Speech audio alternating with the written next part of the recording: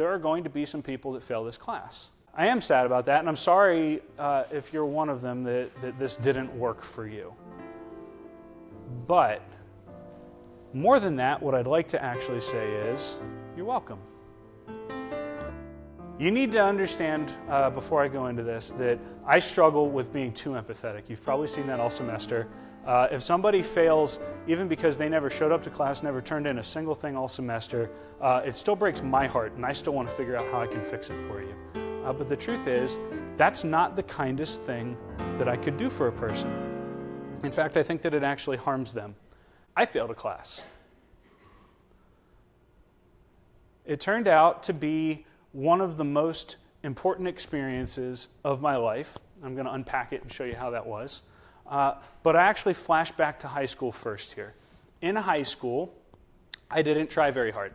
I guess I was smart enough that for the most part things came easily, and if I really look back, the things that stick out in my head that were struggles and challenges for me in high school weren't because the work was difficult so much as because I put it off. Until I got to college, because when I first got to college, I treated it much like I did high school. I got by without doing a whole lot of work until spring of my sophomore year. I took a class called Dynamics, and phoning it in Dynamics class did not work for me. Not doing homework, turns out, is detrimental to the learning experience. And the sum total of that was that I had something like a 38 in that class going into the final. And the final was worth 20 or 25%, which means even 100 on it wouldn't have gotten me the required C- to be able to pass the class and move forward. So I found myself kneecap to kneecap with the professor in his office, asking what we could do about my grade. How can we fix this? What can I do to make up for all the missing work? And how can I, fix this? Because all these terrible things are about to happen to me if I fail this class. And he looked right at me and said, no. And I said, yeah, but what about the fact that this is a prereq for every class I have to take next semester? And he said, no. I said, but that's going to screw up my entire graduation plan. And he looked at me and he said, no. So I beat my head against that for a while, and the answer still was no. And the result of me failing that class was, first off, I ended up ruining so many prerequisites that I had to take a semester off and just repeat that single course, which, by the way, was with the exact same professor. Awesome. That one semester off screwed enough things up for me that it put me on the 5-year plan. I am currently paying the student loans that supported me during that 5th year. But it turned out that that semester was one of the most important semesters of my life. I managed to work an internship during that semester up the road from the university I was studying at. I learned during that semester how to balance work and school at the same time.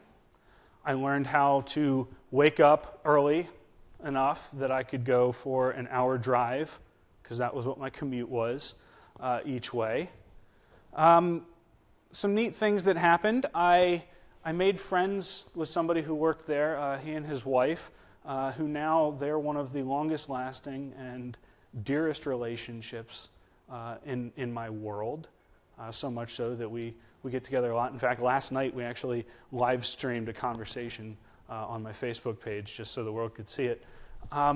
That ended up syncing my schedule with Justin, who is my best friend,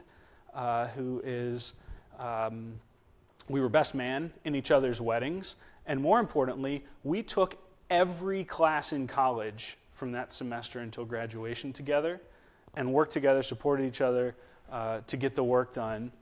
And all of that happened and only lined up because I had to take that semester off.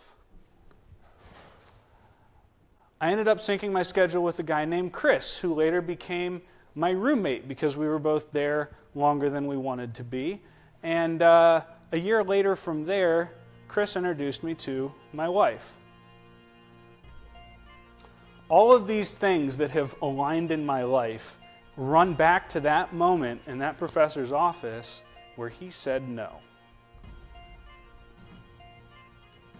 And when I went back to school, I knew what I had to do, and I did it. And now here I am. And so what would be really fun is if he was watching this on Facebook, because what I would say is, thanks a lot, Dr. Heyer. I hated him at the time. Did not smile at him during the second semester that I was in his class either. But knowing what I know now, turn this empathy around a little bit, I think that him failing me as I sat there pleading for him not to, quote unquote, ruin my life, was probably one of the harder things that he ever had to do. And I think that it was pretty incredible that he cared enough to make the hard decision. So for all of those reasons, if you did well in this class, congratulations. If you did poorly in this class, you're welcome.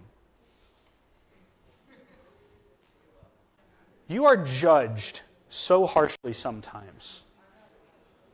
Everything is calibrated and measured and quantified, and we write it down. But the truth is, when you make a mistake, it's not as catastrophic as it feels at the time. I'm still living with the consequences of my mistake of failing that class, one of which is my wife and my son. So no, that's a consequence worth living with. Not thrilled about the student loan part of it, but it'll be gone soon enough. And you know what? It's a price that I'm willing to pay for the people that live in my house. I pay a lot more than that. First off, it's not a no from me. The consequences, no matter how dire, are the result of what you chose to do or not to do this semester, not me. We all had an agreement on what we would do and what would happen if we didn't live up to it. I'm not a jerk, and you're not a victim. You have extreme power, and you've exercised it, just not in the way that maybe you wanted to. Second off, and more importantly, the consequences of those decisions, no matter how dire it may seem at the time, are not the end. They're just the current challenge, the current setback. They're not fatal.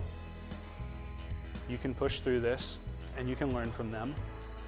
I feel very glad for the lessons that I learned then, because otherwise I would have graduated engineering school not really knowing how to be an engineer, and I certainly wouldn't be standing here able to tell the stories that I'm able to tell you. Which brings me to the last one, which is, as much as you don't believe me right now, there will be a day in the future where you look back on this experience and feel grateful for it. And so when you get to that point, think back to my first slide where I said you're welcome, because I mean it. And understand just how freaking hard it is for me to assign grades that don't feel good, because I hate it. So, since your story has helped some people, do you mind if I share mine? Absolutely, please do. Yeah. Would you like to come front and center, or just stay there? Cool. Come on down. For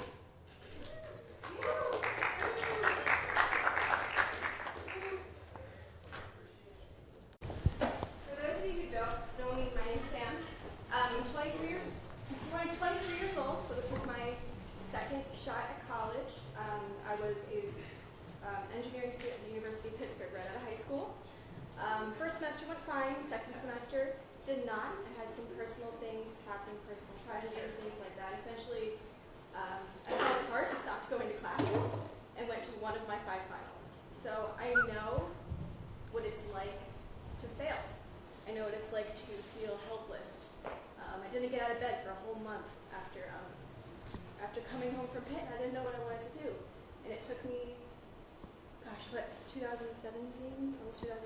It took me 5 years to get my act together and to figure out exactly what I wanted. I went to school part-time, went back to school full-time, got an associate's degree before coming here. I think one of my hardest things to deal with was, gosh, I'm so nervous now. Okay. One of my hardest things to deal with was accepting the fact that failure is okay. failure is a part of life. I'm a better student taking time off from working. I'm a better student going through those experiences.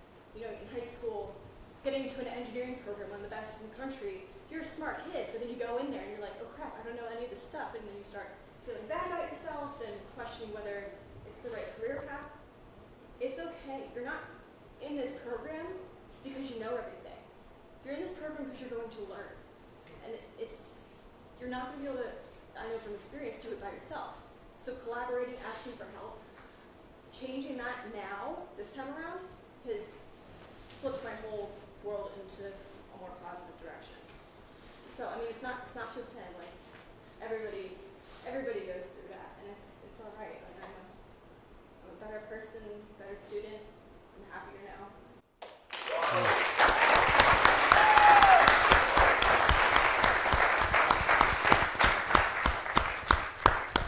Totally agree with him because I said the same thing.